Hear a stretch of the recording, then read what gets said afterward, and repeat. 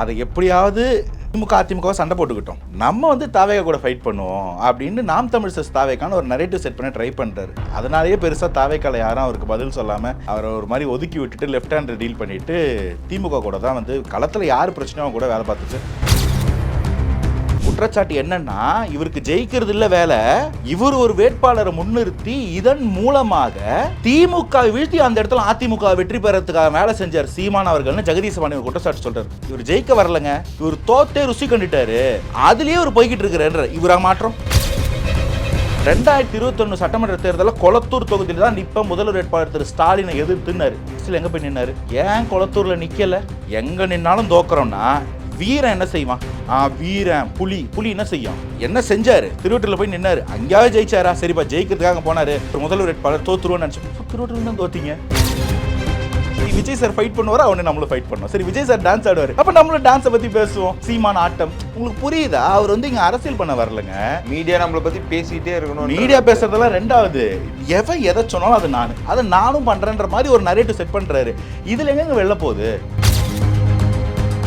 அதிமுகல இருந்து அன்வர் பாஷா நான் கூப்பிட்டுக்கிறோம், எல்லாரையும் கூப்பிட்டு என்ன பண்றீங்க? உங்களுக்கு ஒரு பயம், ஒரு ஓட்டு கூட மிஸ் ஆகக்கூடாது, ஒவ்வொரு ஓட்டும் முக்கியம். அப்படி ஒரு எண்ணத்தை யார் கிரியேட் பண்ண? அதிமுகவா பாஜகவா? 24 தேர்தலுக்கு இல்லையே இந்த அச்சம். இதுதான் நீங்க அஇஅதிமுகவுக்கும் திமுகவுக்கும் ஏற்பட்ட பக்க விளைவுன்னு நான் சொல்றேன். இது தவிர தமிழ்நாடு அரசியலே பல பேசுபொருட்கள் வந்திருக்கு. வணக்கம். இன்று நம்மோட நேர்காணலுக்காக அரசியல் விமர்சகர் அனந்தஜித் அவர்கள் இணைந்திருக்காங்க. வணக்கம் சார். வணக்கம். எப்படி இருக்கீங்க? நல்லா இருக்கேன். நீங்கள் எப்படி இருக்கீங்க? நல்லா இருக்கேன் சார். சீமான் அவர்கள் திடீரென்று தமிழக வெற்றி கழகத்தை தாக்குறாரு. என்னென்ன சொல்லி தாக்குறாருன்னு பார்த்தீங்கன்னா, டிவிக்கேன்னு சொல்கிறது அவர் காதில் வந்து பார்த்தீங்கன்னா டீ விற்கிறேன் அப்படின்ற மாதிரி தான் காதில் தான். அதை அடுத்து பார்த்தீங்கன்னா அணில் குஞ்சுக்கள், சிங்கம் வரும்போது புலி வரும்போது அணில் குஞ்சுகள் கிராஷ் ஆகுது, இந்த மாதிரி விஷயங்கள்லாம் சொல்லியிருக்காரு. இதை நீங்கள் எப்படி பார்க்குறீங்க? இந்த திடீர் தாக்குதல் எதற்காக? ஃபர்ஸ்ட் அண்ட் ஃபார்மோஸ்ட் திடீர்னுலாம் தாக்கலை. அவர் வந்து ஆரம்பத்தில் இருந்துன்னா முதல்வரை போய் வீட்டில் பார்த்துட்டு வந்ததுலேருந்தே ஒரு மார்க்கமாக தான் பேசிகிட்டு இருக்காரு. ரொம்ப தாக்க தான் செய்கிறாரு. தாவேகா வர்சஸ் டிஎம்கேன்னு களம் அமைஞ்சிக்கிட்டு இருக்குன்றது எல்லாராலையும் புரிஞ்சிக்க முடியுது. அதை வந்து யதார்த்தத்தில் தெரியுது கண்கூடா. அதை எப்படியாவது திமுக அதிமுகவை சண்டை போட்டுக்கிட்டோம், நம்ம வந்து தாவேகா கூட ஃபைட் பண்ணுவோம் அப்படின்னு நாம் தமிழ் தாவேக்கான ஒரு நரேட்டிவ் செட் பண்ண ட்ரை பண்ணுறாரு. அதனாலேயே பெருசாக தாவேக்கால யாரும் அவருக்கு பதில் சொல்லாமல் அவரை ஒரு மாதிரி ஒதுக்கி விட்டுட்டு லெஃப்ட் ஹேண்ட் டீல் பண்ணிவிட்டு திமுக கூட தான் வந்து களத்தில் யார் பிரச்சனையும் கூட வேலை பார்த்துட்டு எதிர்த்து சண்டை போட்டுட்ருக்காங்க. ஆனால் இவர் விட்ட பாடம் இல்லை. ஒரு வயசாகிடுச்சு, 60 வயசு ஆக போகுது இல்லைங்களா சீக்கிரத்தில். அதனால் தளபதின்னு சொன்னால் அவருக்கு தளபதின்னு கேட்கும், டிவிக்கேன்னு சொன்னால் டிவிக்கேன்னு கேட்கும். ஒன்றும் பண்ண முடியாது. மூணாவதாக வந்து என்ன சொன்னார், புலி வந்து மான் காட்டுப்பண்ணியெல்லாம் வேட்டையாடி எப்போ பார்த்தாலும் சாப்பாடு. இலங்கைக்கு போனாலும் ஆமைக்கறி, இட்லியை பிரித்தா கறி இட்லி. இப்போ மேடை போட்டு அரசியல் பேசும்போதும் மானை வேட்டையாடலாமா முயலை வேட்டையாடலாமான்னு மக்களுக்கு நல்லது அது பண்ண மாட்டீங்க.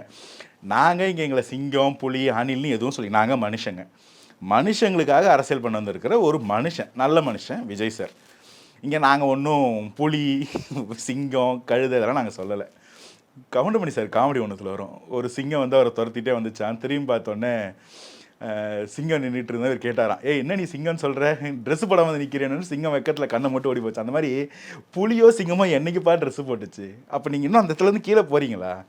மனுஷங்களாக இருங்க, மனிதத்தை காப்பாற்றுங்க, மனிதர்களுக்காக ஒரு நல்ல அரசியல் பண்ணுங்கள், அட்லீஸ்ட் பண்ணுறவங்களையாவது விடுங்க. அவ்வளோதான், வேறு ஒன்றும் இல்லை. அவருக்கு பெருசாக பதில் சொல்ல வேண்டாம்னு நினைக்கிறேன். இல்லை சார், இன்னொரு விஷயம் ஒன்று கேட்டிருக்கல, என்னடா உங்கள் கொள்கைன்னு கேட்கும்போது தளபதி அப்படின்றதெல்லாம் சொல்கிறீங்கல்ல, உங்கள் கொள்கை தான் என்ன அப்படின்ற மாதிரி கேட்டிருக்காருல்ல? இல்லைங்க, கொள்கையெல்லாம் தெளிவாக தாங்க இருக்குது. மதசார்பற்ற எல்லாருக்கும் ஒன்றான ஒரு சமத்துவ சமூக நீதி கொள்கை தான் வந்து அந்த கட்சி முன்னெடுத்து வைக்கிறாங்க. இதுக்குள்ளே கிட்டத்தட்ட எல்லாமே வந்துருச்சுங்க. மதசார்பின்மை, பாஜக போன்ற இனவாதம் பிரிவினவாதம் பேசுகிறவங்கள வேண்டாம். சமத்துவ சமூக நீதி, இங்கே மக்கள் பிறப்பால் அனைவரும் ஒன்று, பிறப்போக்கும் எல்லா உயிர்க்கும், இதை தான் வந்து ஒரு கொள்கையாக வச்சுட்டாங்க. இதில் வந்து அனைத்துமே அடக்கம். அதில் பர்டிகுலராக ஒவ்வொரு கேள்வி வரும்போதும் ஒவ்வொரு தலைவரை சுட்டி காட்டும் போதும் அவங்க என்ன சொன்னாங்க, அதில் நாங்கள் எங்கே அவங்களை கொள்கை வழிகாட்டி எடுத்துக்கிறோம். இதுக்காக ஒரு மாநாடே போட்டு அந்த கட்சி தெளிவாக இருக்குது.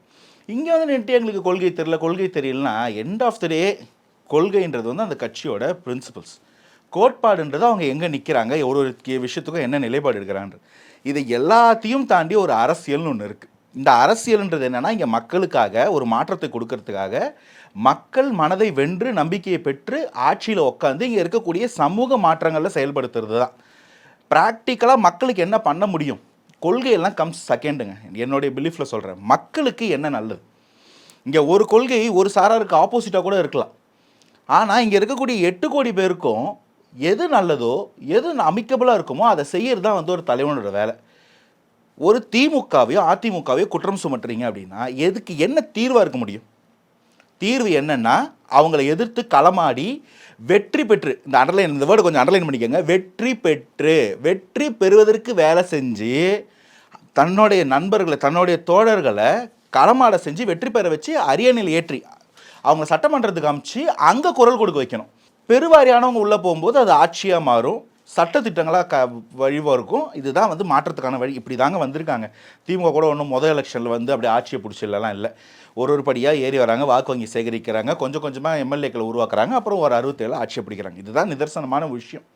ஆனால் இங்கே என்ன நடக்குது, நேற்று கூட சவுக்கு சாரோட இன்டர்வியூவில் வந்து ஜெகதீஷ் பாண்டியன் ஒருத்தர் பேசுகிறாரு. 2019 தேர்தல் பாராளுமன்ற தேர்தலில் தேனி தொகுதியில் வேறு தொகுதியில் இருந்த திரு ஷாகுல் ஹமீத் அவரை எடுத்துகிட்டு வந்து இங்கே களமாட மாற்றி அறிவித்த பிறகு மாற்றி இங்கே திமுகக்கு இருந்த முஸ்லீம் இஸ்லாமியர்களின் வாக்கு வங்கிகளை அவர் பக்கமாக திசை திருப்பி ஒரு 40,000 ஓட்டு வாங்க வச்சாராம் அவளை. அதன் மூலமாக ஓபிஎஸ் அணி இன்னைக்கு அதிமுகவில் இருந்த ஓபிஎஸ்ஸின் மகன் திரு ரவீந்திரனை ஜெயிக்க வைக்கிறதுக்கு ஒரு வேலை பார்த்தாருன்னு ஒரு குற்றச்சாட்டை அவர் வைக்கிறார். குற்றச்சாட்டு என்னன்னா, இவருக்கு ஜெயிக்கிறது இல்லை வேலை, இவர் ஒரு வேட்பாளரை முன்னிறுத்தி இதன் மூலமாக திமுகவை வீழ்த்தி அந்த இடத்துல அதிமுக வெற்றி பெறத்துக்காக வேலை செஞ்சார் சீமான் அவர்கள்னு ஜெகதீஷ் பாண்டியன் குற்றச்சாட்டு சொல்கிறார். இவர் ஜெயிக்க வரலைங்க, இவர் தோத்தே ருசி கண்டுட்டாரு, அதுலேயே ஒரு போய்கிட்டு இருக்கிறார். இவரா மாற்றம்? கூட இருக்கிற அத்தனை பேர் இப்படி பண்ணியிருக்காருன்னு ஒரு குற்றம் கூட இருந்த ஒரு குற்றம் சொல்கிறார். இதுவா மாற்றம்? சரிப்பா, வேறெல்லாம் உங்களுக்கு கண்ணுக்கு தெரியல, இதெல்லாம் வந்து எந்த ப்ரூஃப் இல்லை. நான் கொன்ன எதற்கு ப்ரூஃப் ஒன்று சொல்லவா? 2021 சட்டமன்ற தேர்தலில் கொளத்தூர் தொகுதியில் தான் நிற்ப முதல்வர் வேட்பாளர் திரு ஸ்டாலினை எதிர்த்துன்னாரு. கடைசியில் எங்கே போய் நின்னாரு? ஏன் கொளத்தூரில் நிற்கலை? எங்கே நின்னாலும் தோக்குறோம்னா வீரன் என்ன செய்வான்? நான் வீரன், புலி என்ன செய்யும்? என்ன செஞ்சார்? திருவட்டூரில் போய் நின்னார், அங்கேயாவது ஜெயிச்சாரா? சரிப்பா, ஜெயிக்கிறதுக்காக போனார். இங்கே ஒரு முதல்வர் வேட்பாளர் தோற்றுருவோன்னு நினச்சி திருவட்டூரில் தான் தோற்றிங்க, தோக்கிறேன்னு ஆகி போச்சு, எங்கே நின்று தோத்தேன்ற கேள்வி வருமா இல்லை ஒரு சாமானியம் எனக்கு? அப்போ இவ்வளவு தாண்டி நீங்கள் தோக்கிறதுக்கு அரசியல் பண்ணுறீங்க. ஒரு படத்தில் விவேக் சொல்லுவார், பையனை படிக்க வச்சியா? இல்லை. ஏன்? நான் படிக்கலன்னா அவனும் படிக்கக்கூடாது. பேரப்பிள்ளையே படிக்க வச்சியா? அவனும் படிக்கல. ஏன்? அவன் படித்தா அவனை மதிக்க மாட்டான். அது மாதிரி எவனா ஒருத்தன் ஜெயிக்கிறானா அவனை விடாத, வெளில அனுப்பு. ராஜீவ் காந்தியே வெளில அனுப்பு, கல்யாணம் வந்து வெளில அனுப்பு. ஏன்? இவனா இருந்தால் ஜெயிச்சிருவான், ஜெயிச்சா என்ன மதிக்க மாட்டான், கட்சி கைவிட்டு போடும். இந்த குற்றச்சாட்டை நம்ம சொல்லலைங்க, தாவேக்கா சொல்லலை, மற்ற கட்சி சொல்லலை. அவர் கூட இருந்த தம்பியாக இருந்த ஒருத்தர் சொல்கிறார், ஜெகதீஷ் பாண்டியன் சொல்கிறாருன்னா அப்போ இவரா மாற்றம்? அப்போ மாற்றத்துக்கு வர்ற ஒருத்தர் டைல்யூட் பண்ணுறதுக்கும் திருச்சுறதுக்கு என்ன வேலை பண்ணுறோ அதை பண்ணுறாருன்னு நான் சொல்கிறேன். இதே விஷயத்துலாம் இதை தாண்டி வந்து பார்த்தீங்கன்னா, இப்போ 4 மாசத்துல என்னோட ஆட்டத்தை பார்க்க போறீங்க, சிவனோட ஆட்டத்தெல்லாம் சினிமாவில் பார்த்துருப்பீங்க, சீமானோட ஆட்டத்தை இனிமேல் தான் பார்க்க போறீங்க இன்னும் 4 மாசத்துல அப்படின்னு சொல்லியிருக்காருல்ல. நான் பார்த்துருக்கேன், சீமான் ஆட்டம் பார்த்துருக்கேன். ஏதோ ஒரு படத்தில் டான்ஸ்லாம் ஆடிருக்காரு, நீங்கள் பார்த்ததில்ல? நல்லாயிருக்கும். எனக்கு புரியவே இல்லைங்க. இது முதல்ல வந்து பிரபாகரன் சாரை தலைவர்னாரு, அப்புறம் பிரபாகரனுக்கே மேலே ஆகிட்டோன்னு நினச்சிட்டாரு. இப்போ சிவனை முப்பாட்டன்னாரு, இப்போ சிவனுக்கு ஈக்குவலாக சிவனுக்கு மேலே போக போகிறாரா? சிவனோட ஆட்டோன்றது அது சாமி கும்பிட்றவங்க அதை வந்து ஒரு பெருசு விஷயமா சிவதாண்டவம் ருத்ரதாண்டவம் கொண்டாடுறாங்க. சீமானோட ஆட்டம்னா இதுதான் பிரச்சனை. இங்கே விஜய் சார் ஒரு ஹீரோ, உடனே ஒரு ஹீரோ ஆகணும். என்ன பண்ணணும்? மேடை மேலே கிட்டு இறங்குறாரு, கிட்டு மேலே வர்றாரு, சண்டை போடுறாரு. ஏங்க அங்கே கீழே போலீஸ் இருக்குங்க, அங்கே ஏதாவது பிரச்சனைனா சார் அது என்னன்னு பாருங்கன்னா பார்க்க போகிறாங்க. அவ்வளோ தொண்டர்கள் இருக்கிறாங்க அங்கே. அப்போ அங்கே என்னப்பா சத்தம் போடாதீங்க, இதுதானே தலைவரோட வேலை, குடுன்னு இறங்கி ஃபைட் போடுறதா? ஏன்னா விஜய் சார் ஃபைட் பண்ணுவார், அவனே நம்மளும் ஃபைட் பண்ணோம். சரி, விஜய் சார் டான்ஸ் ஆடுவார், அப்போ நம்மளும் டான்ஸை பற்றி பேசுவோம். சீமான் ஆட்டம் உங்களுக்கு புரியுதா? அவர் வந்து இங்கே அரசியல் பண்ண வரலங்க, மீடியா நம்மளை பற்றி பேசிகிட்டே இருக்கணும். மீடியா பேசுறதெல்லாம் ரெண்டாவது, எவன் எதை சொன்னாலும் அது அதை நானும் பண்ணுறேன்ற மாதிரி ஒரு நரேட்டிவ் செட் பண்ணுறாரு. இதில் எங்கெங்க வெளில போகுது? இப்போது விஜய் சார் சொன்னால் கூட இதில் வந்து வார்த்தையில் ஒரு மேபி இது வரைக்கும் அவர் சொல்லவே இல்லை, எதுவும் பண்ணவே இல்லை, இப்போ தான் வராரு அரசியல் களத்துக்குள்ளே, முதல் தேர்தல் 26 ஏதோ ஒன்று பண்ண போகிறாரு போலப்பான்னு. உங்களுக்கு இது வரைக்கும் தான் ஆப்பர்ச்சுனிட்டி இருந்தது. 16, 19, 21, 24ன்னு 4 ஜெனரல் எலெக்ஷன்ஸ் ஃபேஸ் பண்ணியிருக்கீங்க. இதற்கு நடுவில் இருக்கிற எல்லா இடைத்தேர்தலையும் போட்டிட்டு இருக்கீங்க, உள்ளாட்சி தேர்தல்கள் உட்பட. எங்கேயுமே நீங்கள் ஆடாத ஆட்டம் என்ன புதுசாக ஆட போகிறீங்க? இது வரைக்கும் இப்போ நானே சொன்ன 2 குற்றச்சாட்டில் ஒன்று வந்து 19 திமுகவுக்கு எதிராக அதிமுக ஃபேவராக வேலை பார்த்தான்றாங்க. இப்போ 21 திமுக முதல்வர் வேட்பாளர் ஃபேவராக வேறு தொகுதிக்கு போனாருன்றாங்க. 2 பேருக்கும் மாறி மாறி ஒரு சப்போர்ட் பண்ணியிருக்காருன்னா இப்போ என்ன புதுசாக பாஜக சப்போர்ட் பண்ண போகிறாருன்னு புரிஞ்சுக்கலாமா? என்ன மாற்றம்? புதுசாக பண்ணுறதுக்கு வாய்ப்பு இருந்தால் பண்ணலாம். சரி, அப்படி தான் அதை பண்ணிங்கன்னா பண்ணி காட்டுங்க. அது 4 மாதம் கழிச்சு 4 மாதம் கழிச்சு ஏதாவது டிவியில் டான்ஸ் ப்ரோக்ராம் வருதா என்ன? ஒன்றும் இல்லைங்க, சும்மா ஒன்றும் இல்லாத காலி பானையை வச்சுக்கிட்டு தண்ணி இருக்கிற மாதிரி கிமிக் பண்ணிகிட்டு இருக்கிறாரு. யாரும் ஏமாற வேண்டாம். களத்தில் மக்களுக்கு என்ன மாற்றம், ஜெயிக்கிறதுக்கு என்ன வழி? கூட்டணியே இல்லை, யார் கூடயும் இல்லைன்னா என்ன லாஜிக்கு? தமிழ் தேசியம் பேசுகிறவங்களாம் ஒன்று சேர்க்கலாம்ல. திராவிட கட்சிகள் வேண்டானா தமிழ் தேசியத்தை உட்பட்டு தமிழ் மக்களுக்கான ஆதிக்குடிகள்னு சொல்கிறீங்க. அந்த குடிகளில் சேர்ந்து எத்தனை பேர் இருக்கிறாங்க? அவங்களெல்லாம் எப்போ ஒன்று சேர்க்க போகிறீங்க? திருமான் என்ன, பாமக என்ன, அவர் பேர் தமிழக வாழ்வு கட்சி வேல்முருகன் அண்ணன் என்ன, முன்னாடி இருந்த சரத்குமார் சார் என்ன, இவங்களெல்லாம் ஏன் நீங்கள் சேர்க்க மாட்டீங்க? உங்களுக்கு அப்போ முதல்வர் வேட்பாளர் ஆகணுமா? சரி போய் பேசுங்க, ஒரு சொல்யூஷன் கொண்டு வாங்க. எதுவுமே பண்ண மாட்டேன், நீ 8 அவன் 4 இவன் 3 அவன் 2ன்னு இந்த பரோட்டா ஒரு மெஸ்ஸில் டிஃபன் போடுவாங்களா, அந்த கதையை பிரிஞ்சு பிரிஞ்சு பிரிஞ்சு திரும்ப திமுக அதிமுக ஜெயிக்கிறதுக்கு ஒருத்தர் வேலை பார்ப்பானா என்னன்ற டவுட் வருது இல்லை? அதுதான் என் கேள்வி. தமிழகத்தில் பார்த்தீங்கன்னா மாநாடுன்றது எல்லா கட்சியுமே நடத்திட்டு தான் வராங்க. ஆனால் தமிழக வெற்றி கழகம் மட்டும் மாநாடு நடத்தினாலே என்ன விஷயம், சில விஷயங்கள்லாம் சொல்கிறாங்கல்ல. பெண்கள் வரக்கூடாது, மாணவர் வராதிங்க. எதற்காக இந்த மாதிரி ஒரு அல்ட்ராசிட்டியை வந்து ஏற்படுத்திட்டு இருக்கார் விஜய்? என்னங்க அட்ராசிட்டின்றீங்க? இது அக்கறைங்க.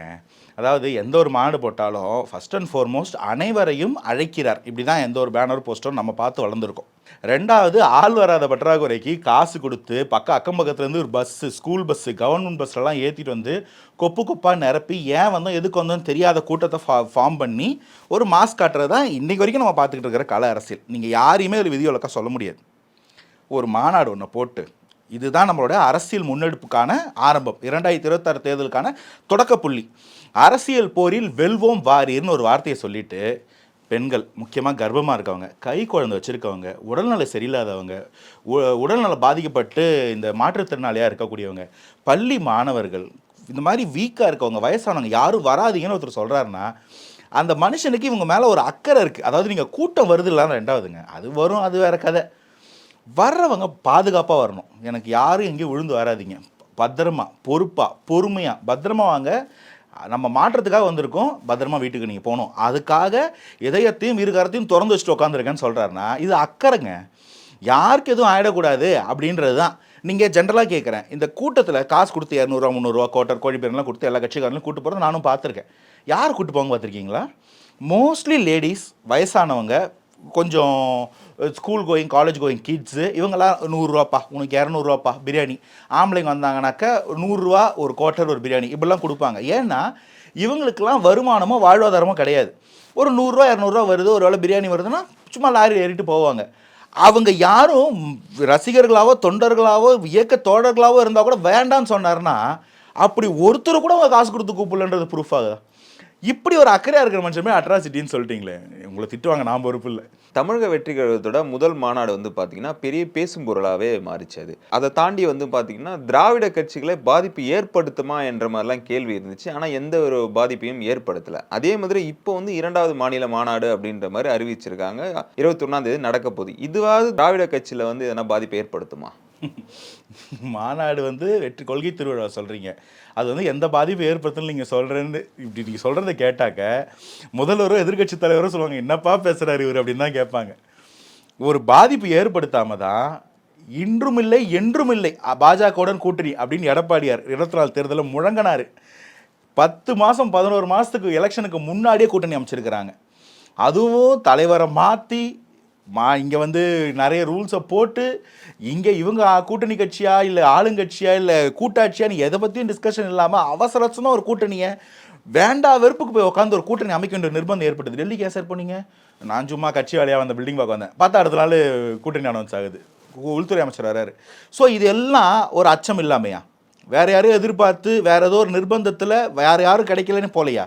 சரிப்பா, இத்தனை வருஷம் இல்லாத அழகா ஓரணியில் தமிழ்நாடு, வீடு தேடி உங்களுடன், இதெல்லாம் யாரை பற்றி நடக்குது? இது அரசியல் இல்லையா? இவங்களுக்கு பயம் வரலையா? இருக்கிற கூட்டணி கட்சிகள் எல்லாம் ஏற்கனவே மெகா கூட்டணி, பத்தாக்குறைக்கு இன்னைக்கு யார் இருக்காங்களோ அதிமுகலேருந்து விலகின ஓபிஎஸ் கூப்பிட்டு பேசுகிறோம், கூட்டணிக்கு வரவே மாட்டேன்னு சொன்ன கேப்டன் விஜயகாந்த் அவங்களுடைய மனைவியை கூப்பிட்டு பேசுகிறோம். அது பத்தாத குறைக்கு யாரெல்லாம் ஒரு ஆள் 2 ஆள் அதிமுகலேருந்து மைத்திரன் வெளியே வந்தால் நான் கூப்பிட்டுக்கிறோம், அதிமுகலேருந்து அன்வர் பாஷா நான் கூப்பிட்டுக்கிறோம். இப்படி எல்லாரையும் கூப்பிட்டு என்ன பண்ணுறீங்க? உங்களுக்கு ஒரு பயம், ஒரு ஓட்டு கூட மிஸ் ஆகக்கூடாது, ஒவ்வொரு ஓட்டும் முக்கியம். அப்படி ஒரு எண்ணத்தை யார் கிரியேட் பண்ண? அதிமுகவா பாஜகவா? 24 தேர்தலுக்கு இல்லையே இந்த அச்சம். இதுதான் நீங்கள் அஇஅதிமுகவுக்கும் திமுகவுக்கும் ஏற்பட்ட பக்க விளைவுன்னு நான் சொல்கிறேன். இது தவிர தமிழ்நாடு அரசியலே பல பேசுபொருள்கள் வந்திருக்கு. இத்தனை நாள் தனி தொகுதி கேளுங்க, பொது தொகுதி கேட்காதீங்கன்ற ஒரு வன்முறை, ஒரு வன்மம் வந்து கூட்டணி கட்சிகள் மேலாம் திணிக்கப்பட்டது. ஆட்சியில் பங்கு, அதிகாரம் பங்குன்ற வார்த்தையை என்னைக்கு பேசிச்சு தமிழ்நாடு? 2006 11 வரைக்கும் தமிழகத்தில் இருந்த ஆட்சி மைனாரிட்டி திமுக ஆட்சி. அன்னைக்கு மத்தியிலையும் திமுக காங்கிரஸ் கூட்டணி ஆட்சி தான். அங்கே போய் கேபினெட் மினிஸ்டர்லாம் வாங்கினார் கலைஞர். ஆனால் தமிழ்நாட்டில் கூட்டணி கட்சியாக இருந்தும் அவங்களால தான் ஆட்சியில் உட்காந்து கூட எந்த ஒரு ஆட்சியிலும் பங்கு கொடுக்கல. இன்னைக்கு அந்த ஆட்சியில் பங்கு எங்களுக்கு வேணும்னு விசிகால இருந்து காங்கிரஸ்ல இருந்து எல்லாரும் இல்லையா நாங்கள் தம்பி விஜய் கூட போகின்ற ஒரு வார்த்தையை பேசுகிறார்ல, இதை விட என்னங்க மாற்றம் உங்களுக்கு வேணும்? இதுக்கு என்ன நீங்கள் அவர் கொள்கை திருவிழா அனௌன்ஸ் பண்ணி அதுக்குள்ளே ஒரு எலெக்ஷன் முடிஞ்சு அந்த எலெக்ஷனில் தாவேக்கா ஜெயிக்காத மாதிரி கேட்குறீங்க. அந்த அனௌன்ஸ் பண்ணதுலேருந்து ரக்கஸ் தமிழ்நாடு அரசியல் பல கலக்கலன்னு ஆகி போச்சு.